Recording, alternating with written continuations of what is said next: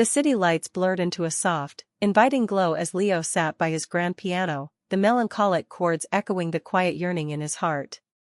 Success had been his constant companion, yet a distinct melody felt missing from his life's symphony. He often dreamed of a love that transcended superficiality, a connection that spoke to the soul. For a love that felt like coming home. His path crossed Valerie's not at a dazzling ball, but in the hushed, unassuming aisles of the city's oldest library. She was not adorned in ball gowns, but in sensible clothes, her hands stained faintly with ink from the rare books she meticulously catalogued. Valerie, much like the untold story of Cinderella, had a quiet grace that was easily overlooked by the bustling world.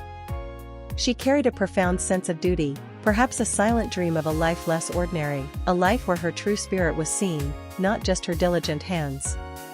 Yet, in Leo's eyes, her aura was more captivating than any glittering jewel. He watched her for a moment, captivated by the way her brow furrowed in concentration, the gentle smile that would occasionally grace her lips as she found a particularly interesting passage. He introduced himself, and their first conversation flowed like a long-lost melody.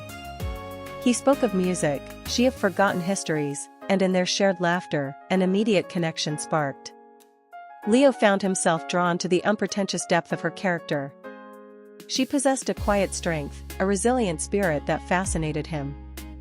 As days turned into weeks, he observed her, mesmerized by her multifaceted charm. There was the Valerie who championed forgotten causes, her voice soft yet unwavering, "You're 3 times a lady." Then there was the Valerie who would dance with abandon to an old song on the radio, her joy infectious and pure. Finally, the Valerie who offered solace without words, simply by her comforting presence. He saw past her humble daily routine, past the occasional weary sigh she tried to hide.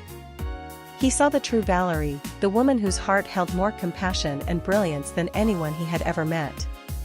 She had the quiet endurance of Valerie, before the stroke of midnight, tirelessly attending to life's demands, not waiting for a magical transformation, but steadily building her own worth. His love, however, began to work its own quiet magic, helping her shed the invisible cloak of self-doubt she unknowingly wore. She started to truly bloom under his gaze, her inner light shining brighter each day. One evening, under a canopy of stars that seemed to twinkle just for them, Leo took her hand. His voice, rich with emotion, finally articulated the depth of his feelings. "Valerie," he began, his heart overflowing, "you showed me what true love meant. You were there when I needed you." He looked into her eyes, feeling every word resonate with profound truth. "You're my everything and nothing less.